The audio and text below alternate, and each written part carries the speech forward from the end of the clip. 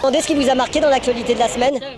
La déliquescence, la pauvreté des gens. Tous les capitalistes libre-échangistes, libre-marchandises le disent maintenant, il faut contrôler le marché. Bonjour Télébocal, Télé du 20e, c'est ça? Ce qui me bouleverse, c'est l'envie de plus regarder ni écouter l'actualité. Donc ça me bouleverse. Il y a des choses qui vous ont marqué dans l'actualité de cette semaine? Non, je regarde plus les infos depuis le Covid parce que j'en ai eu jusque-là. Et là, franchement, je reste... Ils sont en train de faire payer les pauvres en diminuant les allocations chômage. Encore dégueulasse. J'ai vu un arc-en-ciel pendant 5 secondes cette semaine. Et tout d'un coup, c'était là et tout d'un coup, c'est passé. Et j'ai dit merci à l'univers pour ce moment de joie. Israël qui tire sur le peuple avec des avions américains, des dizaines de milliers d'enfants, la Palestine, et ça continue. Ça m'a donné le moment de me recentrer sur ce qu'on a et de remercier l'énergie de l'actualité, même si c'est pas beau. On a un moment et on est là.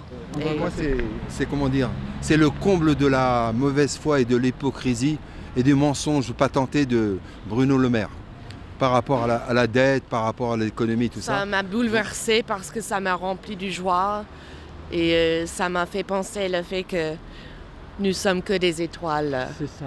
Voilà.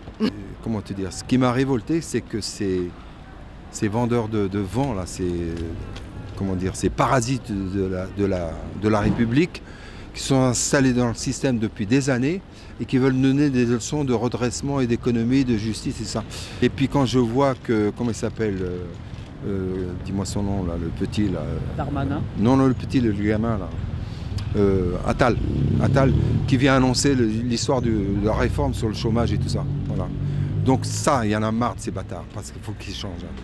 Donc de dire d'aller encore rajouter de la misère à la misère et réduire les indemnités de chômage pour donner de l'équilibre. Et quand on voit sur leur gestion, là, depuis leur arrivée au pouvoir, donc sur la mandature de Macron, ils sont à plus de 900 milliards de déficit. Et on va aller pourrir la vie des citoyens pour soi-disant 10 milliards, des pauvres. Les gueux, voilà. Donc il y en a marre. Voilà. Tout à fait, exactement. L'argent, il y en a, mais et on fait chier les mêmes, donc c'est vraiment dégueulasse. C'est trop négatif, il n'y a que du négatif, jamais de bonnes nouvelles. Il n'y a pas que ça dans le monde quand même. Regardez. La France, un des plus beaux pays du monde, il manque une chose, l'autorité. Il y a bien sûr l'attentat de Moscou et puis la folie de Poutine, qui commence à être de plus en plus délirante. Poutine ou Erdogan?